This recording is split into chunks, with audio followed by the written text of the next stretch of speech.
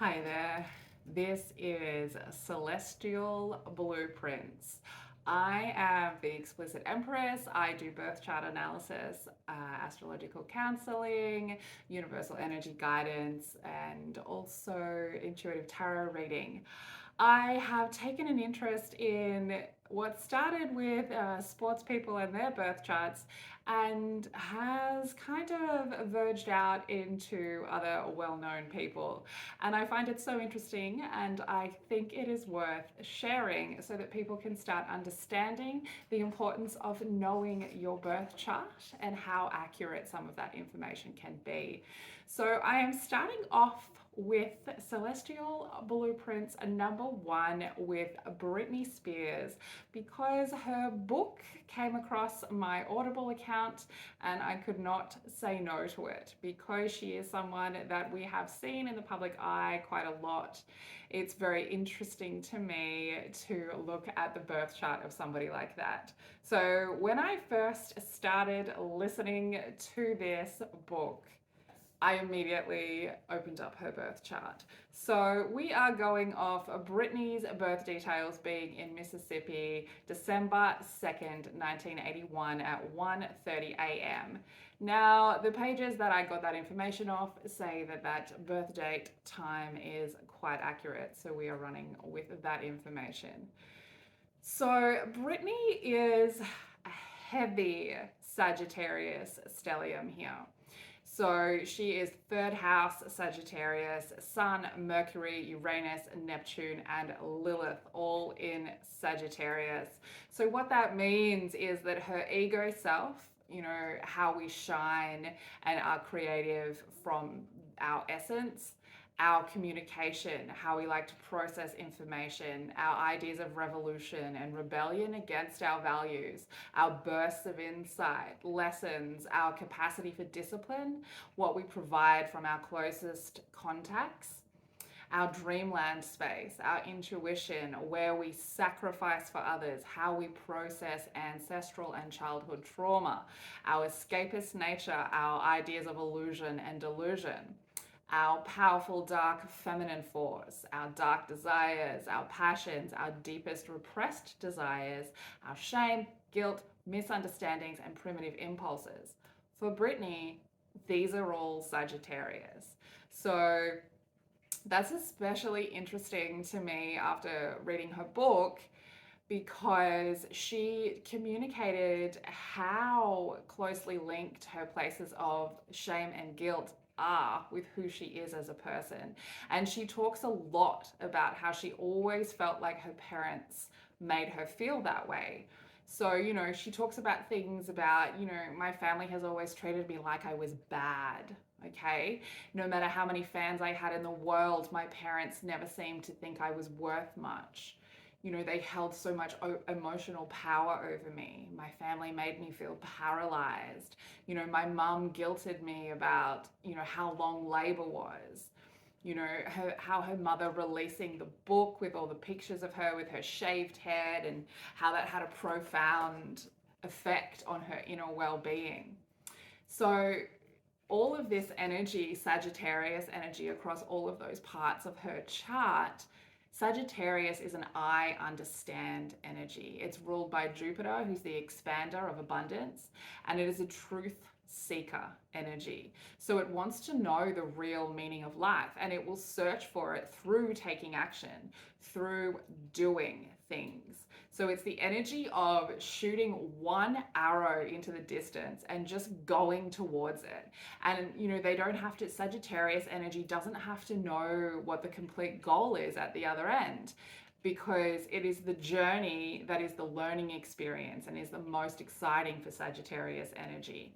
So it's a mutable fire energy and it shows that, their intuitive capacity must be developed to truly assimilate the information that is absorbed from the external environment. So the other side of Sagittarius is Gemini, right, on the axis. So Gemini wants to learn, it's curious, it wants to change and move, but Sagittarius is a little more wanting to take that knowledge and put it into a more action-based understanding. And it wants to take the knowledge and assimilate it into itself, okay, into itself and its environment around it, you know. And she says stuff like, I knew what I wanted to see in the world and I wanted to make it so. And that is the embodiment of this Sagittarius energy. Like, she took lessons from the world around her and she wanted to make her world make sense from the things that she learned around her. Now, looking at her father's chart, it was very easy to see how they misunderstood each other. So her father is a Cancer Sun, Capricorn Moon, Virgo Ascendant. Now, these are all very harsh, stubborn, unfeeling emotional placements when they're in a masculine energy. And a Capricorn Moon is an especially authority orientated house for an emotional place like the moon to be in. And this on his chart also rules his house of family and his roots and his family values. So the way that he sees his family relationships is through a disciplined filter of hard work over emotional connection, and by needing to be the ruler of that. So Capricorn also being in his fifth house of pleasure and family and children and inner child, this is someone who experiences pleasure and fun in a very disciplined way. So, which to a Sagittarius stellium energy is a polar opposite, okay? Like, being an authority over a Sagittarius energy is very hard. It's like it's a constant battle, okay? Because Sagittarius energy is the teacher, it's the wisdom. Capricorn is the father discipline. So these two coming up against each other is always going to be harsh. And from looking at her father's chart, which I will get into in another part, I wanted to concentrate mostly on Britney in this one. You can see how it was very easy for him in his unevolved Capricorn energy to feel like he was the authority that could take charge of her life, okay? With the conservatorship, you can see how easily he could have been swayed into that place from his from what his chart speaks of, and also from what she mentions about the traumas and stuff that he grew up with, which when unhealed in a birth chart that looks like his, are very dangerous energies to have. All right, so Britney has her moon in Aquarius, which is a very interesting placement for Aquarius, all right? Because this means that the curiosity that the Sagittarius has expands into other areas of life. And so a moon in Aquarius enjoys learning how things work, and they're natural humanitarians, and they have really strong beliefs about welfare and human rights. You know, they'll be the first one to lend a helping hand to someone in need, and, you know, they do it without expecting anything back. So they like to give a lot of freedom as well to their partners, and they're typically quite playful and childlike in nature. You know, when they're in their element, to imagine and visualize, and, you know, they become these great dreamers. And with this moon in Aquarius mixed with her Sagittarius energy, it really makes her capacity for taking action on her dreams in a fun way. It just really heightens that ability for her. So the other side of that moon in Aquarius is Aquarius energy is someone that can emotionally disconnect and remain objective in an effort to avoid being caught up in emotionally turbulent situations, okay? And it's, you know, any kind of convention or authority is questioned, okay? And that it can be changed, okay? Aquarius is changeable energy.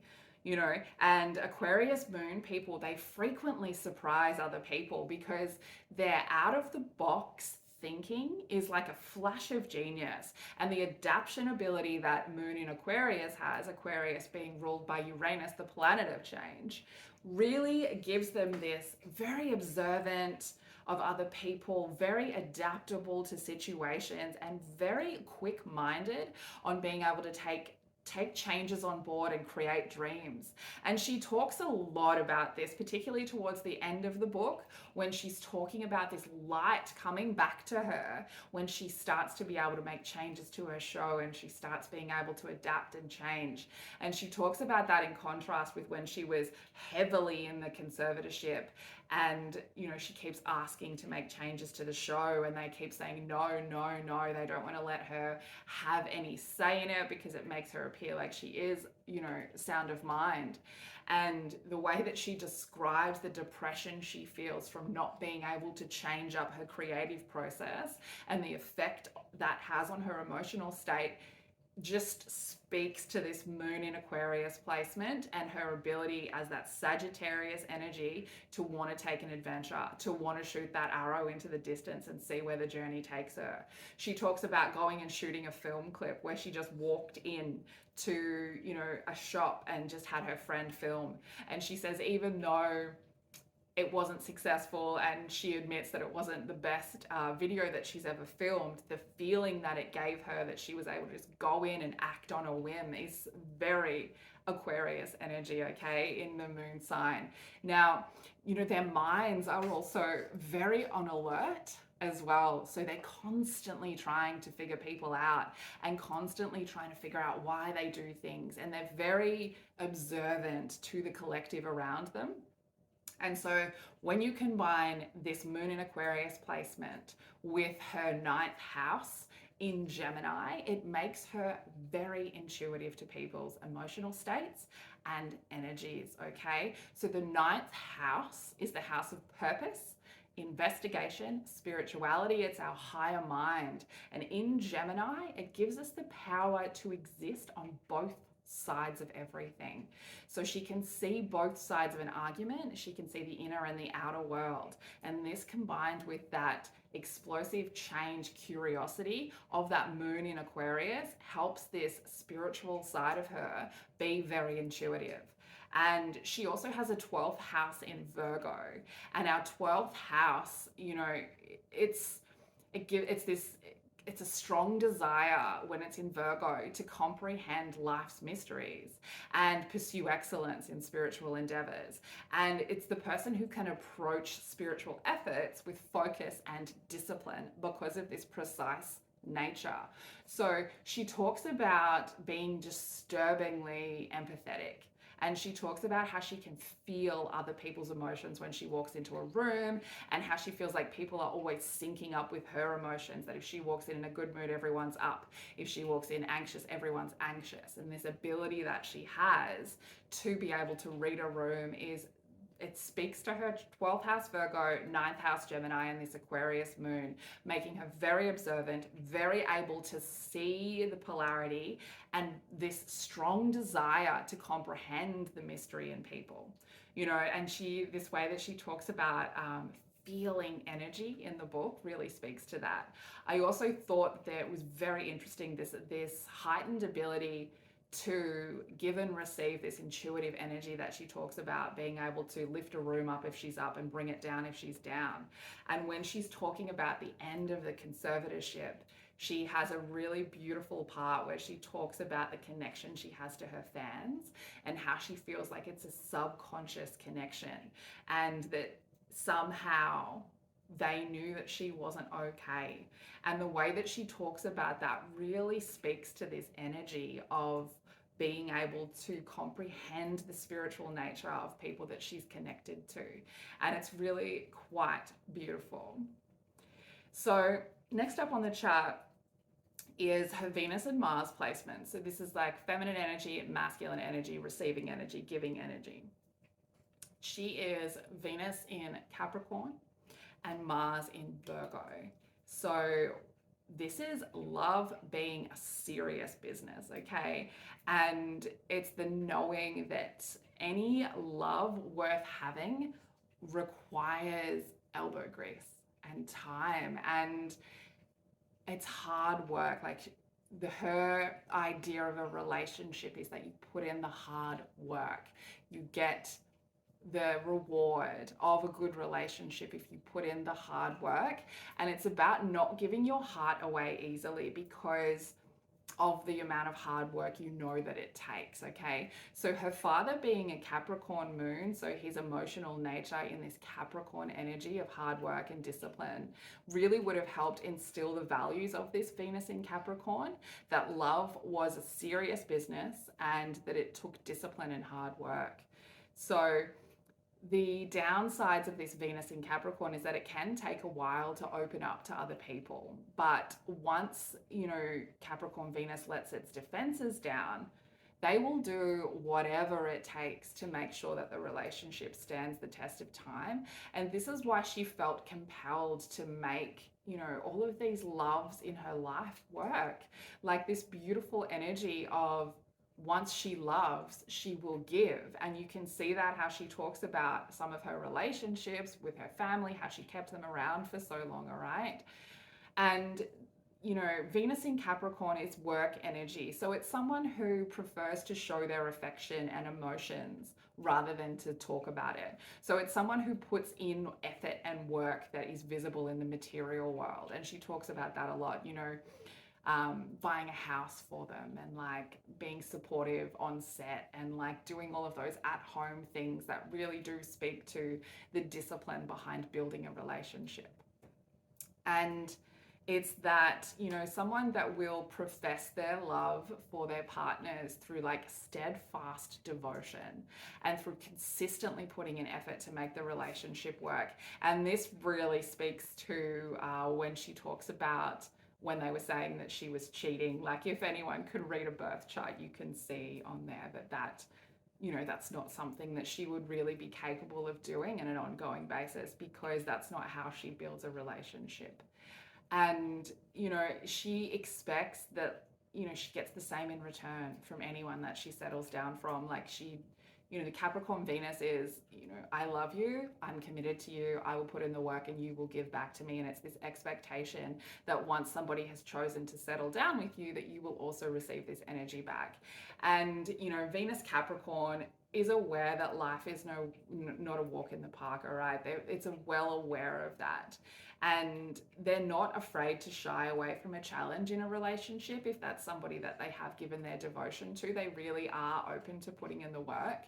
And, they'll tackle the most daunting tasks in a relationship head on. And mostly they'll come out victorious, because the way that Capricorn energy can set discipline and set a goal inside of that Venus relationship building energy, they are very, very good at that. Now, her Mars here really lines up here. So Mars in Virgo, which is a very interesting placement, because Virgo is quite a feminine energy sign and Mars is the masculine energy. So, when you have a Virgo placement in Mars, you're very busy, very productive, very goal orientated, very practical, which matches up very well with her feminine energy being in that Capricorn, that practical Capricorn. Now, Mars in Virgo can make you a little bit scattered at times, because there just are so many things that you want to do. And she talks about that a lot, always wanting to do different things. There is a knack, though, for being able to handle all of these tasks. And when given the opportunity, Mars in Virgo will do everything they can, everything on their list. The tendency to take on too much and overwork yourself is very high for a Mars in Virgo placement, which she talks about. And you can see even towards the end in the conservatorship, where she is being forced to go on tour and forced to do all of these things where she wants to have a break, she still does them, because Mars in Virgo being goal orientated, you give it a goal, it's going to want to do it. And because she builds relationships through hard work, she wants to build these relationships with everybody involved, even these family members she's holding on to, by achieving these goals. And she talks a lot about like how it's unfair, like I did the work, where's my reward? Okay, now this Mars in Virgo, even though they're goal orientated, they're not much about pushing other people around, okay? And it doesn't take them very much to get nervous in situations. They can be very restless, and they don't like to stick to projects for too long, because the amount of projects they have going in their head at one time. If they stick to one for too long, they'll get anxious that they're not working on this, okay? And you can see that when she's talking about wanting to move from this and this and this and change things up in the show. Again, coming back to that Aquarius moon energy, she needs that for her emotional abundance. She needs to be able to change things and move with her motivation. She's not one for staying in one place, all right? Now, once this Mars in Virgo placement is in love or smitten with someone or something, it, understands the importance of commitment. So again, it just really hammers home what her father's Capricorn moon placement would have taught her about family building. This idea of dedication and hard work to the task at hand, to building the relationship. And people born with a Mars in Virgo have a strong belief that practice makes perfect. And that because Mars is about taking action and Virgo wants everything to be executed flawlessly, they thrive on learning how to master things. So this is another reason why they like to go through tasks, because they like to learn, master it, and just keep moving along like that. So this Virgo in Mars placement speaks to her ability to be able to do so many things, the way she sings, dances, puts her shows together, all of these things, because it gives you the discipline and precision needed to be proficient at anything she sets her mind to. And with that Sagittarius energy behind to just shoot that arrow and go for it and enjoy the journey, it really makes her an unstoppable force in being able to have these revolutionary ideas, execute them, master them, move on to the next thing. She is really an unstoppable force. And it's interesting to me that the only thing that stopped her was the conservatorship, which was stuck to her ability to be able to not release this hard work that's required to build relationships with family, okay? Now, keeping hands and mind busy for a Mars in Virgo is very important to a sense of purpose, and it prevents you from being restless. So someone with Mars in Virgo needs to feel useful, needs to feel of service to others. And throughout the book, you can see times when she didn't feel that, particularly in the conservatorship, where she was not being of service, and she was not keeping her hands and mind busy, and how that made her feel like she wasn't herself, like in a dark depression, like she, when she gets sent into that last mental health facility where she feels like she's going to die because she cannot stay busy, she's so restless, and that she feels like she has no purpose, all right? Now, she's got a Saturn in Libra, okay? So this is interesting because when you have a Saturn in Libra placement, it's a lesson to be learned between balance in work and home, all right? The balance of somebody else's needs and your own. And because the way she builds relationships and the way that she takes action is very service orientated and very hard work orientated, Saturn in Libra here tries to balance that out and tries to show her how she needs to work and home need to be balanced, which she does talk about a little after she's had the kids, where she says, I need those holidays. I need those holidays. She's starting to learn these lessons by then. But the needs of others and herself, that takes her a while to learn. And again, it's not until she starts having children that she really starts understanding that. And, this needing to have her needs, somebody else's needs, and this Libra relationship balance energy in this Saturn placement, she says stuff about, I was so in love with him, it was pathetic. Because this attachment and hard work required for relationships, she really struggled to put herself first in any of these places. She even says, there were a couple of times that she'd known that Justin had cheated on her, and she just moved forward with it, because you put in hard work and relationships aren't easy. And the devastation of him not wanting to be a father, you put in hard work, you get the reward. She put in the hard work, there was no reward. Ending the relationship by text message, really kind of showing her that he was not putting in the work that she was putting in. And she says that her family was her heart. Of course it was, so much of her energy is attached to building these long-term relationships. And having been taught that by the energy of her father, that it's very disciplined, it would have broken her little heart to have this family taken from her. She notes that she needed to have more self-worth than she could conjure back then, because obviously, you know, you're looking at a birth chart. These are a lot of the placements are ways that we evolve, we learn how to be in these places, and that was one of the things that she was learning. And she notes like that she didn't know how to play the game of love, which is very interesting to me, because her game of love is going to be very different from a lot of other people's, particularly with that discipline that she believes is required. And she talks about how these relationships with Kevin and Justin like ruined her, and that she stopped being able to trust people. So I think that all of that is just so interesting, because you know, that Venus in Capricorn, Mars in Virgo, Saturn in Libra, like really needing to put in the work, really needing to understand that there's discipline, that there's give and take, that you need to be able to put your own needs in sometimes, that someone needs to give back. It's just all lines up with the way that she was feeling in relationships.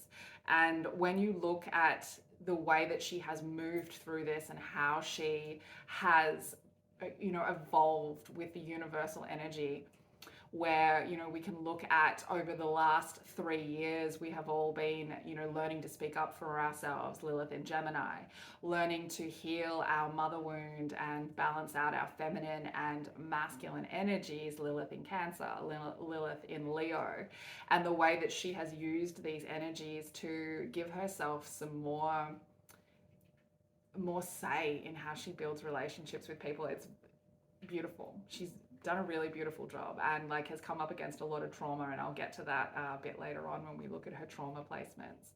So the next part of her chart that's particularly interesting, that really speaks to who she is as a person, is her 11th house in Leo.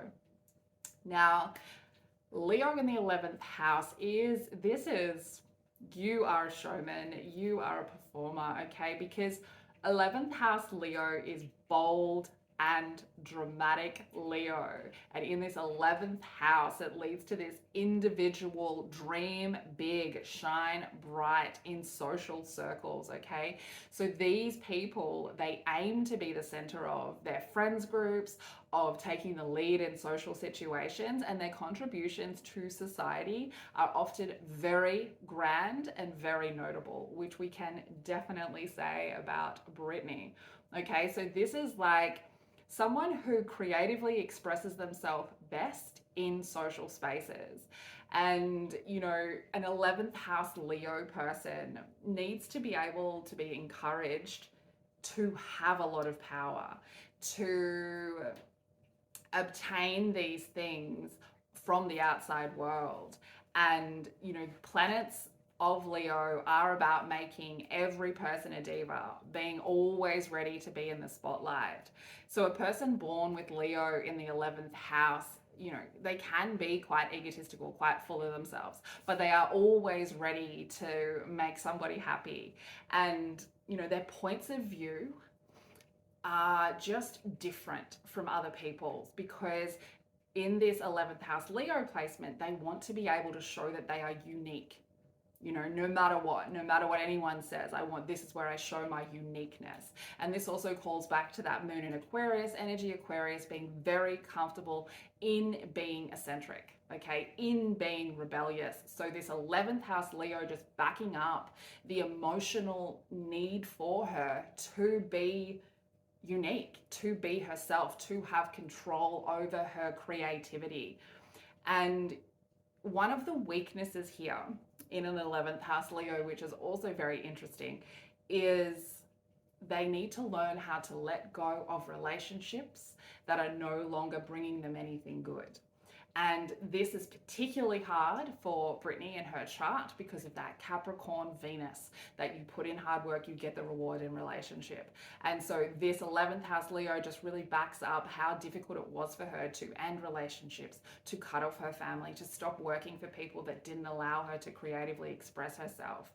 And these things, not being able to cut these things off, they can really impede in making people's dreams come true. 11th house Leo really does struggle with that. And they either struggle with not being able to let things go, or they can become too selfish and too proud. It really is about this balance here. Again, Saturn in Libra, her lessons here are about balance. She needs to learn how to balance things across everything. And she talks about like things that speak to the 11th house Leo placement in this book are where she talks about becoming something else with everyone's eyes on her. That she's normally this like little shy kind of person, this polite little shy person, but when she's performing, she says, I'm completely invincible. That's that Leo energy empowering her there. And saying that she always felt so happy and so creative in the studio where she got to play. And that, she liked the work, she liked practicing. That was where the authentic nature of her creativity came out. It wasn't about the big performances for her. It was about the connection she had with her community, with her fans, that ninth house, 12th house energy, that connection, spiritual connection. And it was about the work, the hard work. Again, Venus in Capricorn wanting to do the hard work, and Sagittarius energy shooting that arrow, and the journey being the main part. And then the 11th house, Leo, really making her want to shine in these teamwork situations, in these social situations. And, talking about, normally she's a nervous person who would shy away from attention, but when she's performing, she shines brighter than everything. That's that Leo energy, okay? Now, the parts of a chart that I find particularly interesting and that really do speak to the character of people, and I do a lot of work with people in regards to these placements, your Black Moon Lilith placement and your Chiron placement in particular. So Britney's Lilith placement in Sagittarius in the 3rd house, okay? So with this placement in a birth chart, this is like a fear that the intensity of your thoughts will drive you crazy. And with Lilith in the 3rd house here, it can manifest as like problematic relationships and with relatives in particular. And it can indicate a lot of danger and a lot of accidents in your life, because you tend to go to extremes with a Lilith Sagittarius 3rd house placement. And some people with this placement will have grown up in a religious environment with a very opinionated family with very strict kind of rules, like Britney did with her dad, and the way that she talks about raised them. And Lilith in Sagittarius in the 3rd house, one of the parents, very domineering, very strong idea about who you should have been as a child. And very often you are denied freedom by this parent, okay? So Lilith here also indicating transgenerational trauma related to being different, or having different ideas. And she talks about that quite a lot with her parents not really understanding her, how they thought that she was, way too different, okay? Now she has a Chiron placement in Taurus in the 8th house. Now Chiron Taurus placement is a core wound of neglect and loss. So these are people that have experienced loss and tragedy at an early age. So Chiron speaks to woundings from the material world from the ages of 3 until 23, and how we build emotional reactions around those. So yeah, these people experiencing loss and tragedy at early ages. So these individuals could have also lived with very dramatic parents, someone who turned any incidents into a drama. So they're very used to dramatic and intense emotions, very used to manipulation, very used to power games. And they do have because of that, they have this compassion, very deep compassion and understanding for innocence, like children, all right? And it's particularly children that get caught up in a whirlwind of destructive behavior. They are very compassionate towards those, and she mentions that a lot. She talks about the importance of having her children and being able to provide this world for them. Now this Chiron in Taurus, this wound of neglect and loss, it does create a lack of confidence because of intimate companions, lovers, co-workers, and family not being there for them, right? So not meeting up to the needs, not, being able to give, because this placement will make them do whatever it takes to meet the needs of others, which she talks about a lot in all of her relationships. Okay, now it does give a heightened awareness of manipulation, and this does create a lot of distrust with people. And if we look at some of her, you think about this growing up with tragedy and loss at an early age, and she talks about her grandmother shot herself on her infant son's grave, that after she'd lost this infant son, he was a few days old, and 8 years later, her grandmother shot herself on his grave. All right, tragedy. And, her father was 13 when his mum died. She saw her brother get crushed. In 2002, she was stopped by a bunch of men holding guns and driving vans. She had to deal with her mother's postpartum hemorrhage when she was 9 years old, where she got herself into a panic and into an anxiety, and that played out in her own pregnancies later on in life. That her dad was really hard on her, that he never thought that she was good at anything. She was never able to be as good as she wanted, speaking to this Lilith and this Chiron trauma, and all she wanted was unconditional love. And she says that, but he was so cold and so mean, which again speaks to his chart and speaks to her need here for having these wounds healed, this wound of neglect and loss. This is where it comes from. And how her dad pushed for her brother to do really well in sports, and the way that he treated her. And, she grew up with this shame, this Lilith shame, okay? Lilith shows us places where we felt shame and guilt and we were misunderstood. And she says, my family was always thinking that I was bad. Now, because her Lilith placement is in Sagittarius, along with who she is as a person, her ego essence, and a lot of the rest of her chart that we mentioned earlier, this shame that she feels from being bad relates to some of her core essence qualities. So meaning that she not only grew up in this traumatic experience household, which gave her this wounding around neglect and loss, because that was what she experienced from a very young age, loss and tragedy and extreme, things that a lot of people don't experience. And it created this trauma, these emotional reactions around neglect and loss, which then get projected as needing to do and earn love. Again, speaking to her Venus in Capricorn, all right? And then this shame, this Lilith placement that shows us where we felt shame and guilt and we were misunderstood. And that being in Sagittarius in the third house, all of these dangers happening, along with like this idea of this domineering parent telling you how to be, telling you how to react, and the father energy having a Capricorn moon placement, so a hard, disciplined, emotional space, not allowing anything to be felt and really kind of forcing that down. Then you get this shame created around having intensity of feelings, this shame created around your fear of loss, your fear of neglect. And with that being in the 8th house, that Chiron wound in the 8th house is representative of our deepest fears, our deepest addictions. These were like deeply embedded wounds in her that Chiron's wound often is a lifetime to heal, okay?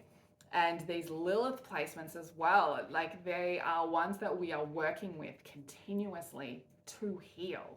So, we look at her chart and we hear her story, and the way that they match up for her as a person are a really great example of where we can learn on our birth chart why we react the way that we do, why we stay in these relationships that we shouldn't stay in, where that comes from, where that programming is embedded in our soul. And when we can look at that in relation to our parents' charts or our partners' charts, we can really see the ways in which situations can be manipulated unintentionally a lot of the time. But the ways in which a situation can be manipulated to activate these traumas and wounds in us so that we behave in a way that the other person likes, and you think of the way that she talks about when she meets some of her partners here. So you think about this Chiron wound of neglect and loss and this need to be loved on a deep level where she feels like somebody is putting in as much work as she is putting in. And she says, you know, when she first met Justin, no one had ever paid her any romantic attention before, and it really hit her. And she says that about Kevin as well, and she says that about another of her partners, where she says it just meant so much to her.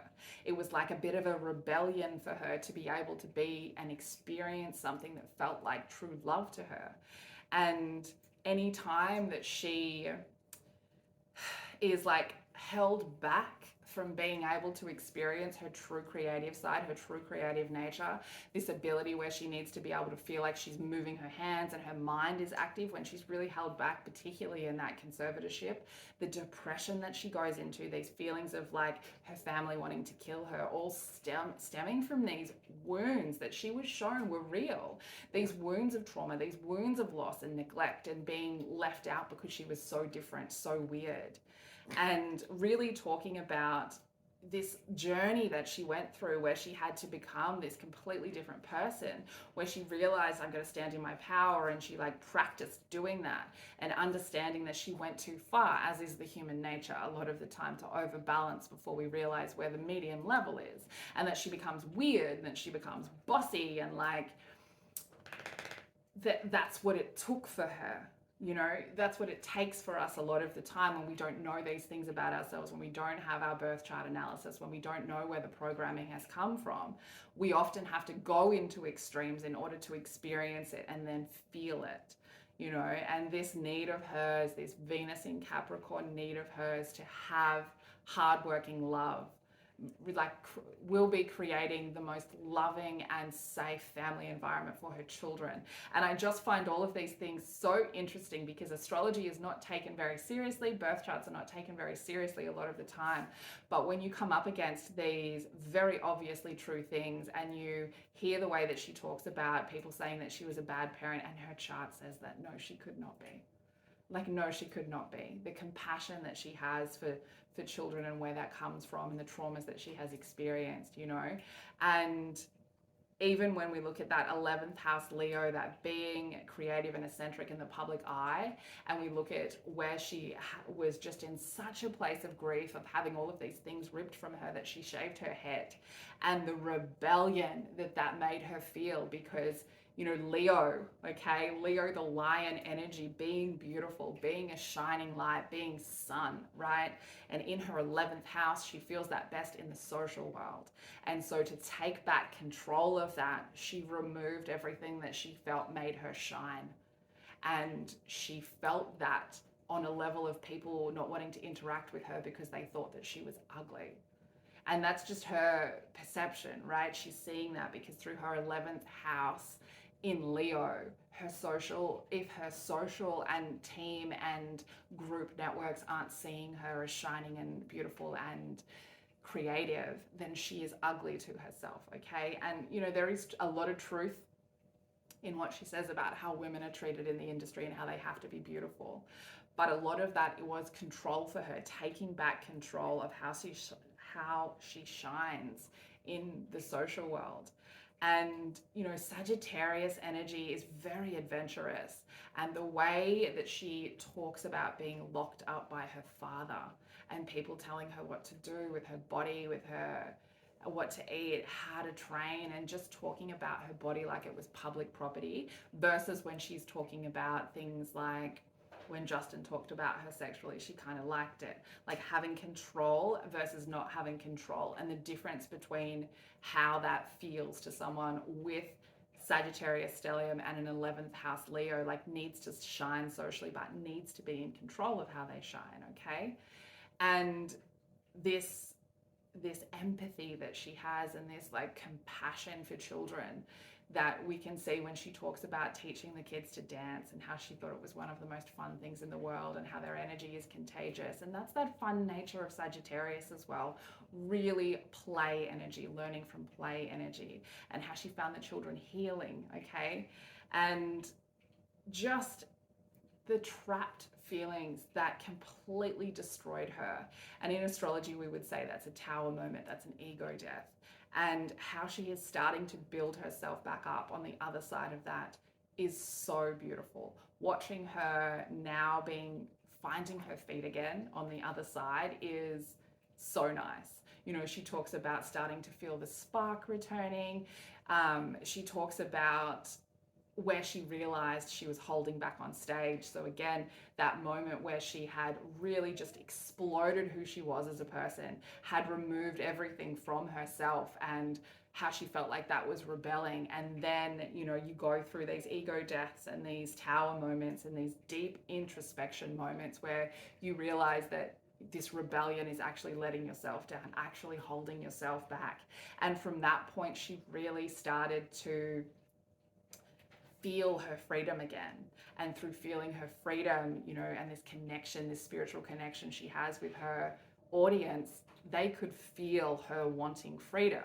And this empathic and this give and take in energy that she has, which is written all over her chart, led her whole team to understand that she needed freedom. And it was this push of energy from her where she realizes that music was her life and that it crushed her soul to not be creatively free. 11th house in Leo, okay, Mars in Virgo. And then when she started to realize and started to imagine and manifest these ideas of people bowing down to her, of people seeing her as a powerful woman, and she started embodying these other women that she had seen be powerful and really started to step into her power, we can see there that she is starting to heal these Lilith traumas and wounds and these Chiron wounds, and that she has worked through it. And I think it's a perfect and beautiful example of how birth charts can help us heal, can help us do the shadow work and the deep introspection we need to understand the way we respond and how we keep getting stuck in cycles. So I hope you enjoyed this. If you're a Britney fan, I'm very excited because I understand the energy that the universe has to offer us, particularly right now in transformation over the last couple of years of our life, and how we are starting to transmute trauma and pain into power. And watching her do that on a public stage is just going to be beautiful, because you can start to see how she's starting to shine into some of these more individual and sparkling placements now that she has worked through these trauma wounds. So if you are interested in a birth chart analysis, some universal guidance, some deep introspection, or some astrological counseling that can point out these things to you as well, that can help you direct the energy the universe is providing in order to best heal your wounds, hit me up. I do all of those things. You can email me. My details will be up after this video. You can jump on my website and see what I've got to offer. But as I always say, never be afraid to go into your shadow. And Britney is the perfect example of that. She went into her place of loneliness and her place of being taken from everything that she enjoyed. And it was in that place of darkness that she found her spark again. And she comes out the other side. She will prevail, and she will become one of the most powerful women, I think, because her chart speaks to it. And through healing these wounds, she is going to shine. So let me know if you need any help. I will be making another video where we look at the charts of her parents in relation to her own chart, and I will be putting up some more videos of people that you know so that you can see how birth charts work, sports people, maybe even a few serial killers, because I know that that's also very interesting to people. So until you see my face again, never be afraid to walk into the shadow. Never be afraid to walk out your front door as a completely transformed person that people who love you might not recognize. Always listen to your true, authentic self. Always protect your inner child. And until next time, stay weird.